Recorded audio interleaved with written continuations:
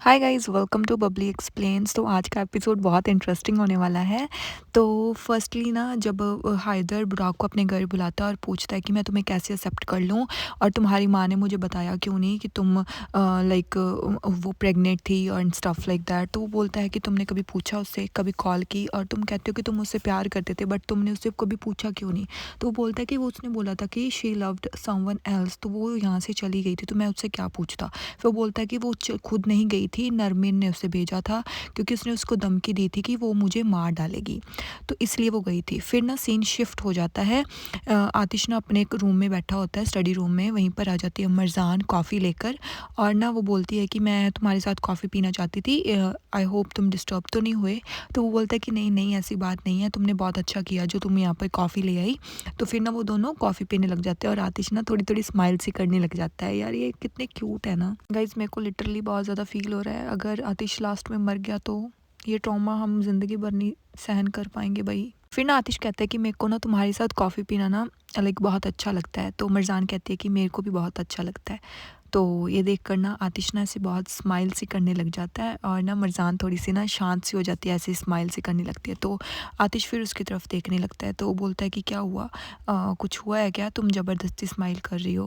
वो बोलती है कि नहीं नहीं, ऐसी तो कोई बात नहीं है, जस्ट मैं थोड़ी सी अपसेट थी। वो बोलता है कि हुआ क्या है, तुम एक्सप्लेन मुझसे कर सकती हो। वो बोलती है कि मुझे ये नहीं समझ आता कि मैं जितनी भी अपने माँ बाप से एंग्री हो जाऊँ, मैं कितना भी गुस्सा हो जाऊँ, एटलीस्ट वो है तो मेरे माँ बाप ही ना, और मुझे उनको देखना ही पड़ेगा टाइम टू टाइम कि उन्हें किसी चीज़ की ज़रूरत तो नहीं है। और मैं यहाँ पर आती थी अपने पापा को मिलने के लिए, और उनको ऐसे लगता था कि मैं उनके काम में हाथ बढ़ाऊँ। तो जैसे मुझे बहुत अच्छा लगता था अपने पापा के साथ काम करवाना, और मेरे पापा को भी बहुत अच्छा लगता था। बट मेरी माँ को ऐसे लगता था कि गर्ल्स को ऐसा नहीं करना चाहिए, उनको ऑलवेज़ ऐसे पिंक वेयर करना चाहिए, पिंक ज्वेलरी, पिंक रूम। और आतिश, मेरे को ना थोड़े टाइम पहले ना ऐसे एक टाइम आ गया था कि मुझे इतनी ज़्यादा नफ़रत हो गई थी ना पिंक कलर से, कि मेरे को पिंक कलर ही पसंद नहीं था। और इस मेंशन में अब मुझे ऐसे लगता है कि उन्होंने मुझे पाला पोसा जस्ट मुझे प्रोटेक्ट करने के लिए बुरी नज़रों से। तो इतना सुनते ही ना आतिश ऐसे शॉक सा हो जाता है। वो बोलती है कि मुझे नहीं पता कि लाइक वो मुझे ऐसे क्यों रखते थे, बट मेरे को ऐसे लगता है कि मुझे उन्होंने प्यार कभी किया ही नहीं, कभी उन्होंने मुझे वो अटेंशन दी ही नहीं जो एक बच्चे को जानी चाहिए थी। उनको ऐसे लगता था कि मेरे को सिर्फ ऐसे प्रेजेंटेबल रहना है, सब कुछ करना है। बट उन्होंने कभी भी हमारे बारे में केयर नहीं की, ना ही मेरे बारे में, ना ही मुराद के बारे में। तो ये सुनकर ना आतिश थोड़ा अपसेट हो जाता है। फिर वो बोलता है कि मैंने भी अपनी जो फैमिली थी ना, बहुत छोटा था तब उनकी डेथ हो गई थी। और वो ना ये बताते बताते ना उसकी आंखों में से ना आंसू निकलने लग जाते हैं आतिश के, एंड वो बहुत ज़्यादा अपसेट होता है। वो बोलता है कि हम तुम्हारे जितने रिच तो नहीं थे, बट स्टिल मुझे इतना पता है कि मेरे पेरेंट्स मुझे बहुत ज़्यादा प्यार करते थे। और फिर ना वो स्माइल करने लगता है, और स्माइल करके फिर बताता है कि उन्होंने हमें ये चीज़ फ़ील करवाई थी। और इतना सुनते ही ना मरजान भी उसके लिए थोड़ी खुश हो जाती है। फिर वो बोलती है कि तुम आज फर्स्ट टाइम अपनी फैमिली के बारे में मेरे साथ बात कर रहे हो, इफ़ यू डोंट माइंड तुम मेरे साथ थोड़ा और शेयर कर सकते हो। फिर वो अपने मन में सोचता है कि मैं तुम्हें सब कुछ बताना चाहता हूँ, पर मैं कैसे बताऊँ। तो ना मरजान भी फिर उसकी तरफ देखने लगती है, और उसका ना हाथ पकड़ लेती है। तो आतिश ना फिर उसको थोड़ा बहुत एक्सप्लेन करता है।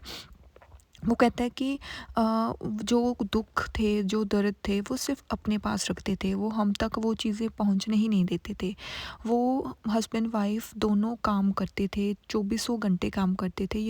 लास्ट मुलाकात हमारी कब थी, वो हमें ना स्कूल छोड़ने आए थे दोनों, और तब हमारी वो लास्ट मुलाकात थी। वो हमें इतना ज़्यादा प्यार करते थे कि हमें कभी भी ऐसे हग किए बिना, किस किए बिना कभी भी स्कूल में एंटर तक नहीं होने देते थे, और वो हमेशा हमारा ख्याल रखते थे। और मेरी मॉम भी बहुत अच्छी थी।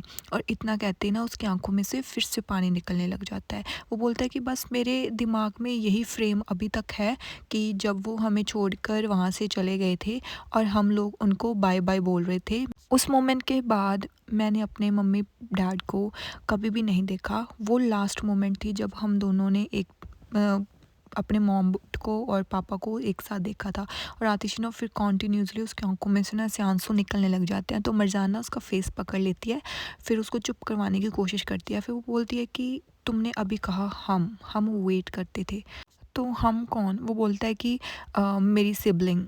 तो वो बोलती है कि सिबलिंग? तो वो अपने मन में बोलता है कि इल्लुल मेरी बहन थी। तो फिर वो बोलता है कि नहीं, हाँ मेरी एक बहन थी। तो वो बोलता है कि वो भी मर गई। फिर इतना सुनते ही ना मरजान और ज़्यादा अपसेट हो जाती है, यार ये क्यूट लड़की है, लाइक इसके अंदर सच में दिल है, बेचारी सब सब कुछ समझती है। फिर बोलती है कि आई एम सो सॉरी, और मैं ये चीज़ों के बारे में बात करके तो मैं ऐसे नहीं करना चाहती थी बिल्कुल भी, बट तुम अगर चाहो तो इस सब्जेक्ट को अभी छोड़ सकते हो, कोई बात नहीं। मैं तुम्हें बिल्कुल भी अपसेट नहीं करना चाहती इन बातों को वापस से छेड़ कर। वो बोलता है कि कोई बात नहीं, अब मैं बहुत खुश हूँ तुम्हारे साथ, और अगर अब तुम मुझसे छिन गई तो मैं कभी भी नहीं सह पाऊँगा ये चीज़, और अब मैं तुम्हें कभी भी अपने अपने पास से दूर नहीं होने दूँगा जब तक मैं मर नहीं जाता। भई ये बार-बार मरने की बातें कर रहा है, कहीं ये हमें हिंट तो नहीं दे रहा कि एंडिंग में ये मर जाएगा? नहीं, नहीं भई, आतिश नहीं मरना चाहिए। फिर ना उसके बाद आतिश ना उसको बोलता है कि ना कभी-कभी ना मुझे ऐसे लगता है कि शायद हमारी ज़िंदगी में इतना ही प्यार लिखा था। फिर वो बोलते कि है कि एटलीस्ट तुम्हारी लाइफ में प्यार तो था, हमारे पेरेंट्स ने तो हमसे ये चीज़ कभी की ही नहीं। तो फिर वो बोलता है कि चलो इस बात को छोड़ो, मेरे लिए ना तुम्हारे लिए एक सरप्राइज़ है। वो बोलती है कि मेरे लिए सरप्राइज़? क्या सरप्राइज़ है? और ना वो स्माइल करने लगती है, तो आतिश ना उसके हाथ पकड़ लेता है और वो फिर से स्माइल करने लगती है। फिर वो बोलती है कि बताओ ना, स्माइल क्या? वो बोलता है कि मुझे पता है कि आज तुम बहुत ज़्यादा थक गई हो, पर अब मैं ऐसा कुछ करने लगा हूँ तुम्हारे लिए, जो कि रात को सरप्राइज़ मिलेगा तुम्हें, और आई प्रॉमिस तुम उससे ना लाइक बिल्कुल भी थकोगी नहीं और तुम्हें बहुत अच्छा लगेगा। वो बोलती है कि सरप्राइज़ तो बता दो ना, क्या सरप्राइज़ है? वो बोलता है कि फिर सरप्राइज़ ही क्या हुआ, अगर मैंने तुम्हें बता ही दिया तो तुम बस रात का वेट कर लो, फिर मैं तुम्हें बता दूँगा और तुम्हें पता चल जाएगा क्या सरप्राइज़ है। तो इतना सुनते ही ना मरजान फिर से स्माइल करने लगती है, और आतिश भी ना उसको देखकर स्माइल करने लगता है, और फिर वो उसके पास जाता है और ना मरजान को ऐसे किस कर लेता है। फिर ना मरजान उसको बोलती है कि थैंक यू सो मच, और पर बात ही सुनो, अगर मैं बिगड़ गई तो, अगर मुझे रोज़ ही ऐसे सरप्राइज़ेज़ चाहिए हुए तो, अगर मैं रोज़ तुमसे उम्मीद करूँ कि मुझे कोई ना कोई सरप्राइज़ मिलेगा तो? वो बोलता है कि फिर तुम बिगड़ जाओ, और मैं हूँ ना, मैं तुम्हारी हर ज़रूरत, हर नीड, सब चीज़ें पूरी करूँगा जब तक मैं ज़िंदा हूँ।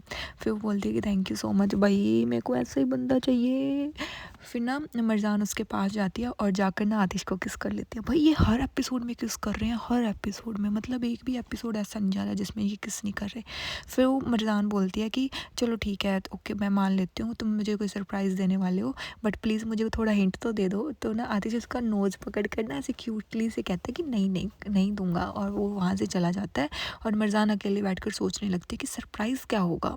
फिर ना हम देखते हैं हाइदर ना नरमीन के पास आता, और वो बोलता है कि तुमने बुराक की मदर को कहा था कि यहाँ से चले जाओ। वो बोलती है कि नहीं, मैंने कुछ नहीं कहा था।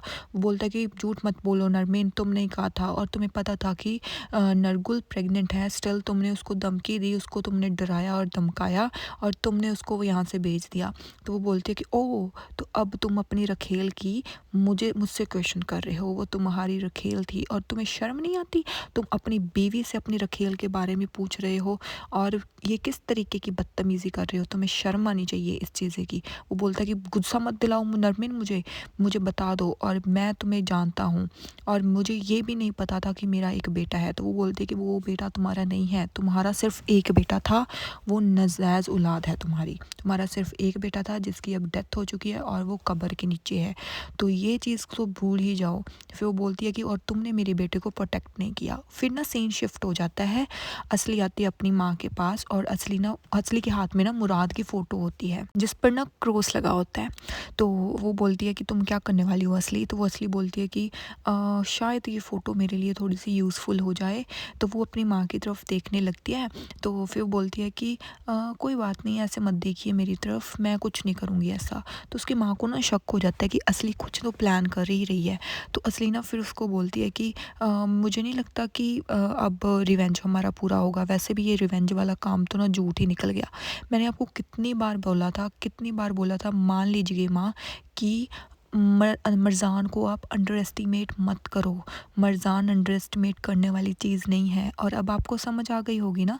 तो वहीं पर ना हाइदर जाने लगता है, तो हाइदर को देखते ही ना असली की माँ बोलती है ना, जैसे ही इस आदमी को मैं देखती हूँ ना मेरा दिमाग ख़राब हो जाता है, और वही चीज़ें ना मुझे फिर से वापस याद आने लगती हैं। अब मुझे जैसे मैंने मुराद को यहाँ से निकाल दिया और मेरे हाथ गंदे भी नहीं हुए, तो वैसे ही मुझे अब ना मरजान को इन सब की ज़िंदगियों से निकालना होगा। तो असली बोलती है कि मुझे नहीं लगता लगता कि आप कुछ कर पाएँगी, वैसे भी आपसे कुछ नहीं होता। वो बोलती है कि मैं कर तो लूँ, पर मैं नहीं चाहती कि आतिश मेरे अगेंस्ट हो जाए, तो मैं सिर्फ़ आतिश के बारे में सोच रही हूँ। वो बोलती है कि मुझे पता है कि आतिश बहुत ज़्यादा स्मार्ट आदमी है और पर वो इमोशनल भी बहुत है, तो मुझे ना अब उसके इमोशंस के साथ खेलना होगा, ताकि अब वो कुछ और ना कर सके। उसको मैं ये जताऊँगी कि मैंने तुमको पाला, मैंने तुमको पोसा और मैंने तुमको तैयार किया इस रिवेंज के लिए, और तुम ये रिवेंज भूल रहे हो।